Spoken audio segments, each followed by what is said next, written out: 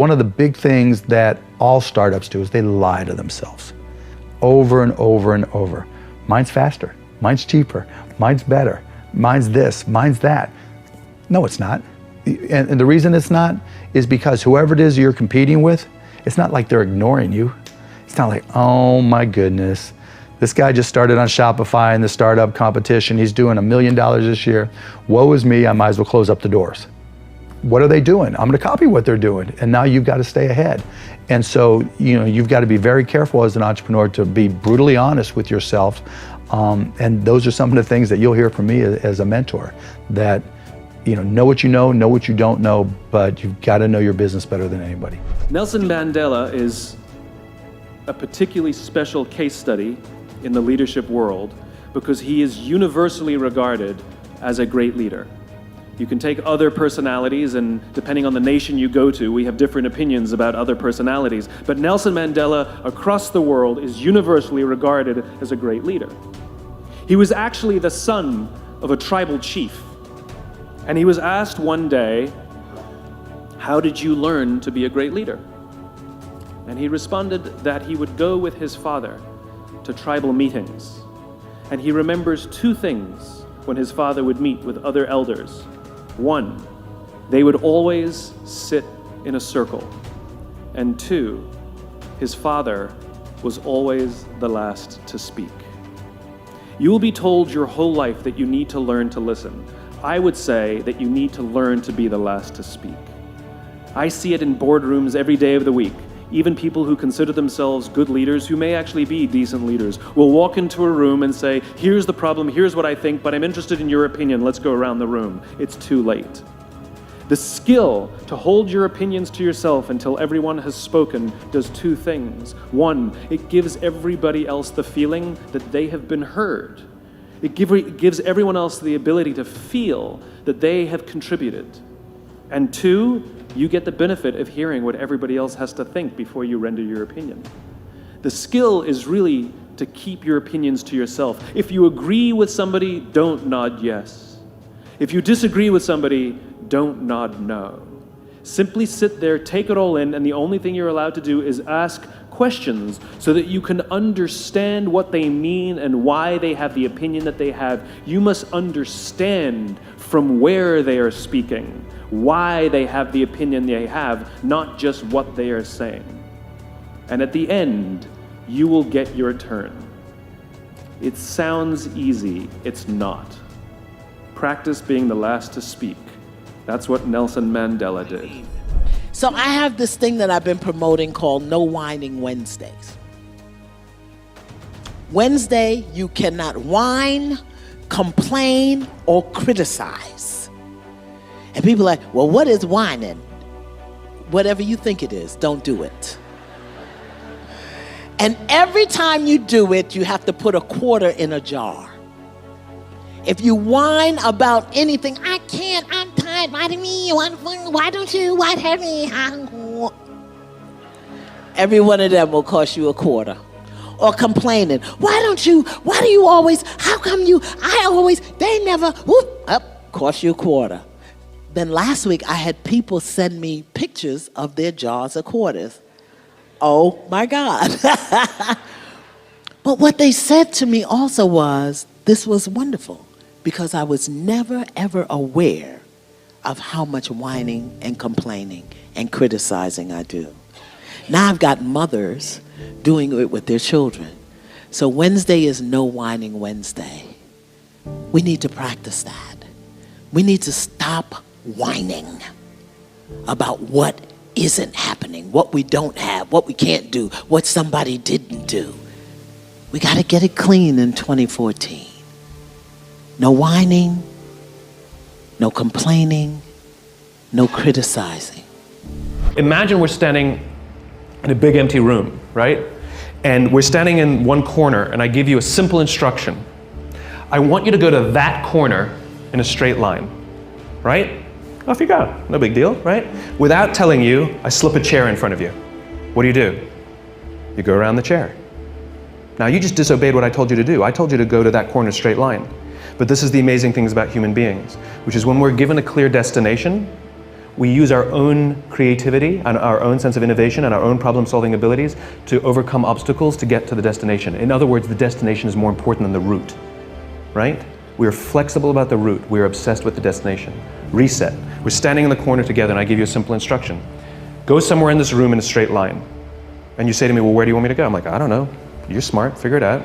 Go in a straight line. And so you pick a point and you start walking. And without telling you, I put a chair in front of you. And what do? You come to a grinding halt. And I say, what did you stop for? You go, well, you put a chair in front of me. Or you'll make a sudden turn and go in another direction, right? And this is the problem. It's the same obstacle. The difference is when you have a clear destination, the obstacles become easy to overcome. When you don't have a clear destination, you keep coming to a grinding halt. And what we do in our companies is we're counting the steps we're taking along the route, but we're never looking at the destination, right? So a company says, made $1 million this year, we were only planning on making 800,000. Like we took 10 steps, we're only planning on taking 8. Where are you going? No clue, right? We count the steps. And so the point is that people want to feel that the effort that they're exerting actually are moving somewhere. And so successful measurement, successful recognition is not just for the steps you take. It's not just for the effort. It's that the effort you exerted moved us closer to where we're trying to get to. And that get to should be some crazy ideal. My ideal is to live in a world in which the vast majority of people wake up every single morning, inspired to go to work and fulfilled by the work that they do. And the couple of measurements that I use are if the book is selling, and by the way, people ask me, how many have you sold? I have no clue. I've never asked the publisher because I don't care. I really don't care how many I've sold. What I care about is the Amazon rankings and that those are going steady or up and not plummeting, because that means other people, right? Because I don't have a publicist, I don't have a marketing strategy on purpose. I didn't hire one of those companies to sell the book for me. And the reason is because I'm not interested in book sales. I'm interested in the spreading of an idea. And so I just use that as a metric to help me understand, am I sort of marching in because the more I preach, is it resonating? And so you have a couple of these imperfect measurements that help you understand, are you going along the way? So it's not just great effort, look what you achieved, because that's what we're doing now. Right? Our goal is to increase top-line revenues by $50 million. For what reason? Right? Which is, we have to know the destination, and then we say, amazing, you took us that much closer. And if we go to the right, it's because we were overcoming an obstacle. If we hadn't gone to the right, we would have been stuck forever. Thank you. It's not always straight lines. It's not always straight lines.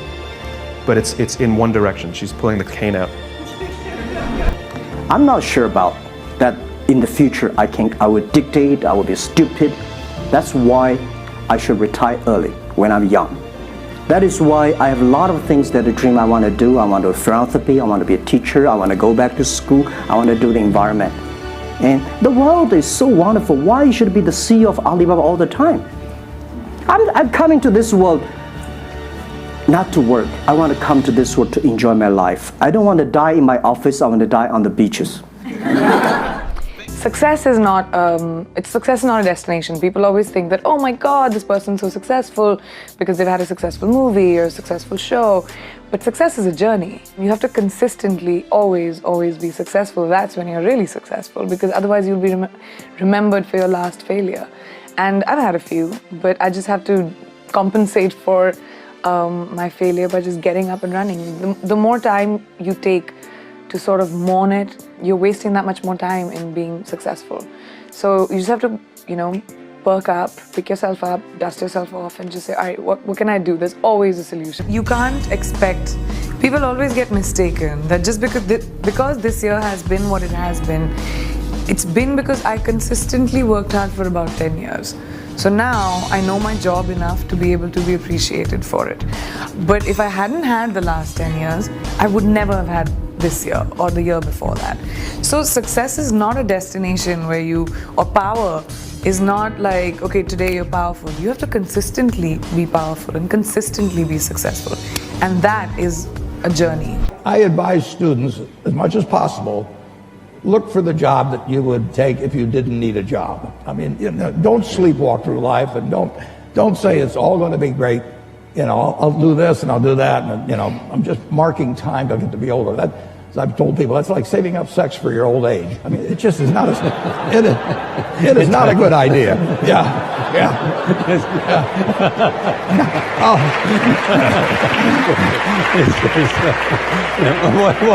What are you urging them to do? I'll explain just what I'm talking about. Now, you really want to be doing what you love doing, and you can't necessarily find it on your first job. Right. But don't give up before you find it. Well, first of all, I prioritize sleep, and that means saying no to things you want to do. It's not easy. No is hard. I think the hardest thing. Yeah. Last night, Sheryl Sandberg interviewed me at the San Francisco Symphony Hall, and then I had to sign books, and I would have loved to go and have dinner with her, but I went to bed. And because if I had gone out to dinner and hadn't gotten my at least 7 hours sleep that I need and had to get up early to do TV, I would not be enjoying being here with you now. And I'm really enjoying it, and I'm 100% present, I'm not tired. And I hate being tired more than I hate anything. My challenge in our generation is that gradually, through entertainment, through television, through media, through every way possible, we are living in a generation of the dumbing down of ideas. Because we have traded effectiveness for busyness. Statistics say, yeah, somebody ought to clap on that. We are busier than any other generation we have seen in the last 300 to 400 years. We are so busy. We are busier than a one-arm wallpaper hanger. We're just busy. You'll get it later. Don't worry about it. It'll hit you in a minute. We are just as busy as we can be, and we think because we're busy, we're effective. But I want you to challenge your schedule for a minute and ask yourself, are you really being effective? Or is your life cluttered with all kinds of stuff that demands you and drains you and taxes you and stops you from being your highest and best self? And are you substituting busyness and all the chaos that goes along with busyness from being effective? Let me tell you, a bunch of scientists got together and they began to do some research, and they began to determine that 80% of the things we do are busy things that we do in an area that is not effective, that the average person only spends 20% of their time doing the thing that they are really gifted at, created at, passionate about, excited to do, and the rest of it is all the dismal, dumb stuff that we all have to do in order to survive. Just crazy stuff that we're doing. Wonder what would happen if we would go from doing 80% of things that are busy but not effective and 20% of the things that are really effective if we would switch those numbers around and only give 20% of our time to the things that we have to do and 80% of our time to the thing that we were created to do.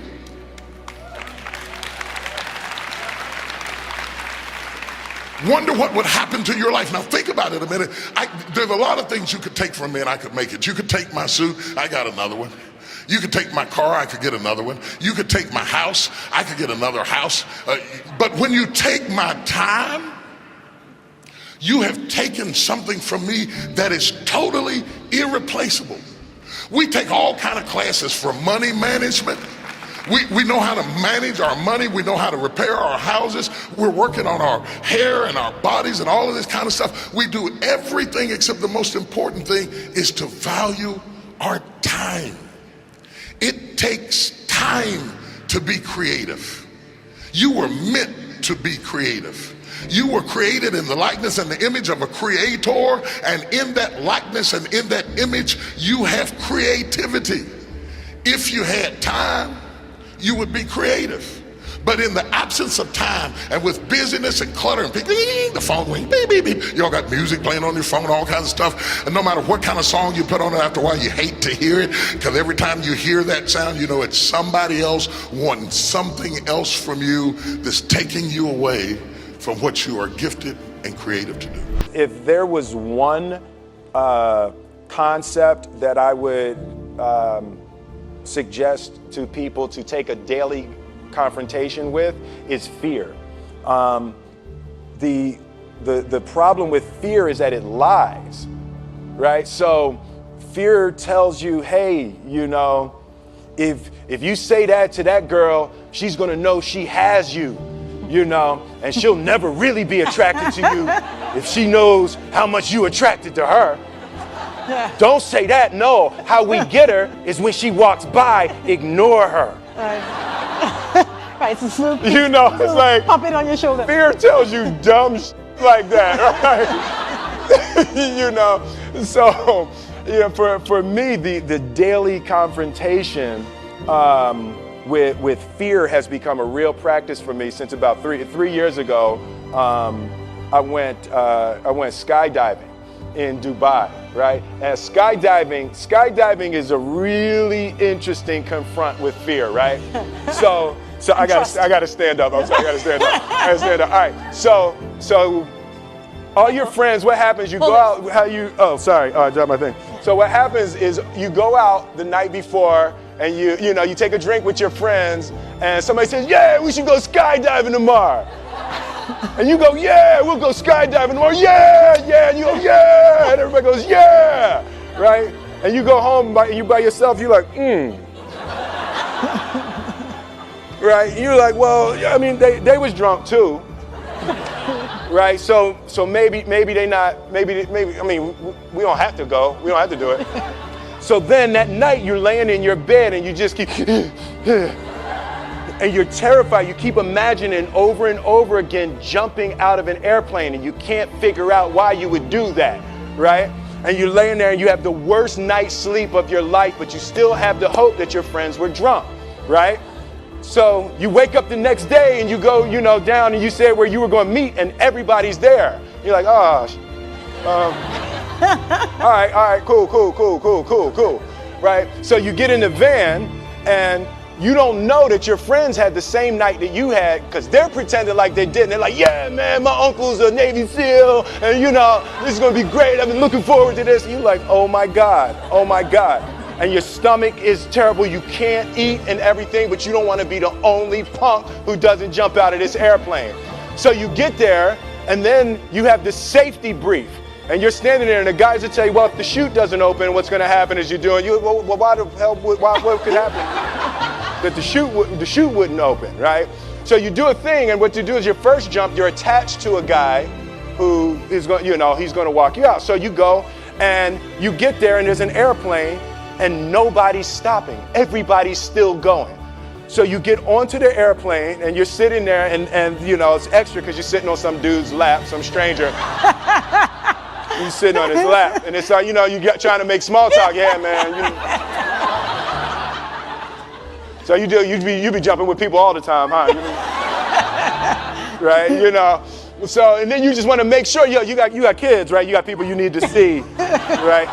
You just want to make sure he's serious, right? So you get in there, so everything's normal. So you fly and you go up to 14,000 feet, and you notice there's a light. It's red, and it's yellow and green, right? So right now the light's red. So then you start thinking at some point the light's going to go green, but you don't know what's going to happen, right? And you wait and it goes yellow and the light goes green and somebody opens the door, and in that moment you realize you've never been in a freaking airplane with the door open. Right? Terror. Oh, sorry, I'm spitting. Oh, sorry. No, terror, right? So you go, and then, if you were smart, you sat in the back so you don't go first, right? And then people start going out of the airplane. And you go, and the guy walks you up to the end of the thing, and you're standing and your toes are on the edge, and you're looking out down to death. And they say, on 3. And they say, 1, 2. And he pushes you on 2 because people grab on 3, right? Right? And you go,